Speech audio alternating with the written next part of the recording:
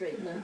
This is my aunt, Beulah Seeley Thomas, who was a civil rights activist and participated very active in the movement. And so Aunt May is 91 years of age, live in Buffalo, just still very independent and doing her own thing.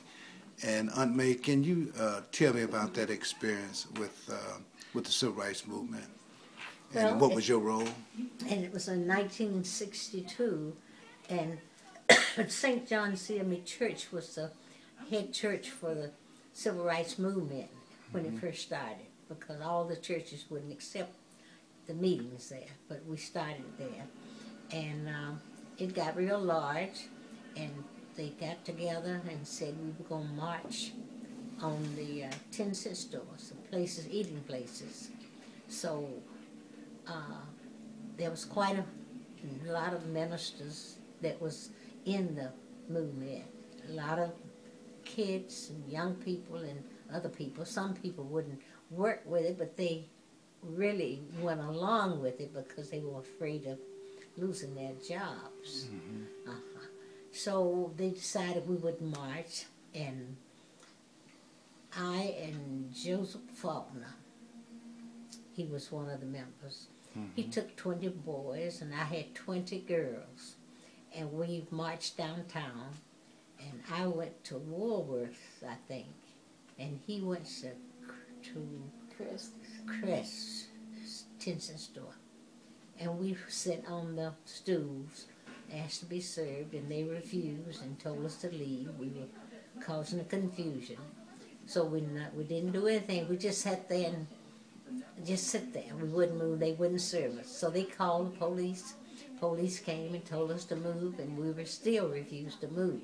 So when they reached for us, we all just kind of slid down on the floor. None of us got up. They picked us up. We didn't walk to the paddy wagon. They picked us up and carried us and put us in the paddy wagon. It was 20 girls and myself, 20 boys and Joe Faulkner. They put us in jail. We stayed there for 10 days, and each day we were there, the movement sent more girls and boys every day until the jails was full. Got so full they couldn't feed them. So they had to do something about it. While we were there, we were visited by Martin Luther King, Abernathy, and other people came to visit us. And they would first they wouldn't let us have packages, but our family would bring packages with candy and all. And guards got so, they kind of went along with us, I think. They would let us take our packages, which would be full of candy and goodies, while we were there. Mm-hmm. So after 10 days, they couldn't feed us. When in fact, what we were having was bologna and grits for breakfast, and maybe peas and something soup for dinner. And wasn't so good, but we weren't hungry. So after the 10 days was up, we had a trial, and they turned us all out for just disturbing the peace, and didn't charge us anything. But they were glad to get rid of us because they couldn't feed us. And we was causing a lot of confusion because they didn't know what to do with all these young people and these older people that was going. Yeah. So, you had mentioned at one point that you all took training and well, after we had the movement, and in 1963, the movement was, we went to jail in November of 62. So after that, we had a meeting, and they sent 5 of us to Dorchester, Georgia. They had a training of people in Florida, Alabama, and Georgia, and North Carolina. They had, people to come from there. And it was in a Dorchester, Georgia college. It was during the week after the Christmas holidays. You know how college is out all of January. We were in the dormitories, and we had classes every day. And they taught us how to go back to the cities and train our people, how to get people organized to vote and what to do about it and how to go about it. And when we got back, we taught people how to, if you couldn't sign their name, taught them how to write their name, taught them how to write checks and do different things that would better their conditions, you know. Mm-hmm. So that worked. We would go out, write letters. We wanted to be picked up. I would pick them up. One or two others would pick them up. We used our own cars. There was no fund. We were never paid any funds. Mm-hmm. But they did give us a stipend for our gas, for hauling the people. Mm-hmm. And we got that organized. And after they were trained, they did get lots of people registered there. Mm-hmm. But did you think that things changed after the sit-ins and the marching and those things? Did you see the results immediately, or did it take some time? Slowly, you could see the changes. And before I left Alabama, you could go anywhere you want to eat. Wow. In fact, sometimes you'd go into stores. What about the boycotting of the stores? Huh? What about the boycotting the stores? Yeah, we even had a boycott against the stores. And we refused to buy. Everybody in the city. Everybody in the city refused to buy anything but groceries. We didn't buy clothing, and we didn't buy anything. And in fact, we even had watchers to see who was crossing the line and going to buy. And it worked. So, in other words, you all really affected the commerce, and that's really what changed the movement is the fact that they could no longer make money off of minorities and poor folks and what have you. Oh yes, that's true. It was Easter time. Huh? It was Easter time. Yeah, Nobody was shopping. You just bought what was entirely necessary, groceries and stuff like that. You didn't buy any clothing, any shoes, anything like that. You just stayed away from downtown. Yeah. And it changed considerably. People, you could see the changes. Yeah. Well, I know all of the activities of the movement weren't bad. There were some good moments too, I would think, and I know that you had said earlier that you had your birthday came while you were incarcerated for those 10 days. Can you talk about your birthday? Yes, I had a birthday. I turned 41 years old while I was in there, and my husband came down, and they said, "No, you can't see her."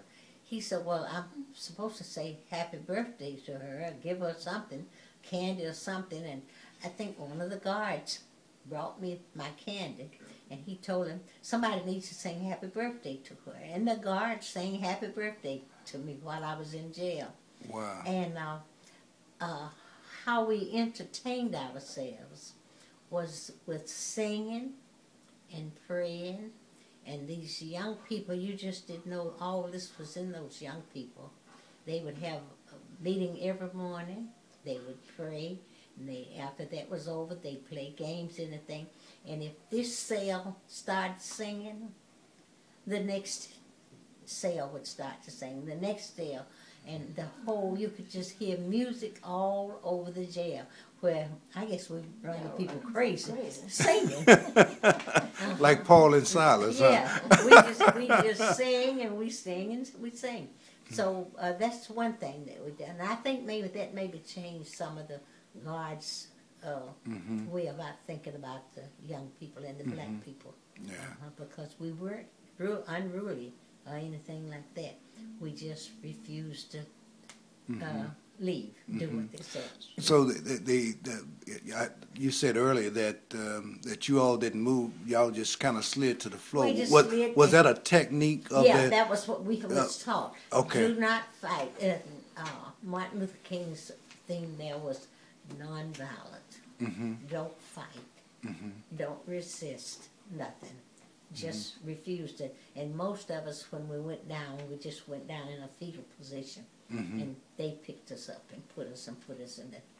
Okay. And it's hard, I guess, for people to beat on you if you cowered down and just doing nothing. Okay. They feel sorry for you. Right. So none of us got hurt during that time. Now I heard it later times somebody got hurt, but when we were doing it, nobody got hurt. Nobody was blooded and nobody was beat, but we were just locked up. So why did you get involved in the movement? I got involved because I thought it was wrong for people to do the blacks like they did. Say, for instance, if I went downtown to shop and I saw something that I wanted to buy, I could buy it, but I couldn't go and try them on. You bought them half the time without trying them on. If it was clothing, you could buy whatever you want to, but you just had to take it home, and that was it. And then they probably had a no return policy, right? No. Well, there was another case about this no return policy. Okay. I'm not calling the name of this little store, but he had a store in East Gaston, and he had clothing there. And I went for Christmas to buy some slacks. And I was going to a party. Had these beautiful pink slacks. And I didn't have all this money, you know. And I bought these slacks and brought them home and tried them on. And they didn't fit. And I carried them back and wanted my money back. And he said he couldn't give me my money back because I had carried them home and tried them on. But he would give me a due bill. He would take the slacks back and give me a due bill for anything in the store. I can buy whatever I needed for the store. It's about Christmas time. You know, money wasn't too plentiful in 63 and 64. And I told him, well, I didn't want the due bill. I want the slacks. And if you don't give me my money back, I can't buy another pair of slacks. So he was going to refuse to give it back to me. You've got to do it. So I just was pretty upset because now I'm kind of militant, you know. So I told him that if you do not give me my money back, you won't be having no sales here anyway soon. That's because I will tell this group that we need to stand over here and boycott this store and stay in front of it so nobody will come in and buy. He told him, get that crazy woman her money back. Yeah, this store, I don't know where that store is now, but I know the man's name and the store, huh? It's closed. It ain't no store I there know no there's more. no store there, but it's in East Gaston. And it had beautiful things for people there. It was a department store. It had the nice stuff. Oh, yeah, it was Because very they used to go nice. and buy it. The slacks I wanted was pink wool slacks. They was gorgeous. Well, you've always been a sharp dresser, so I know you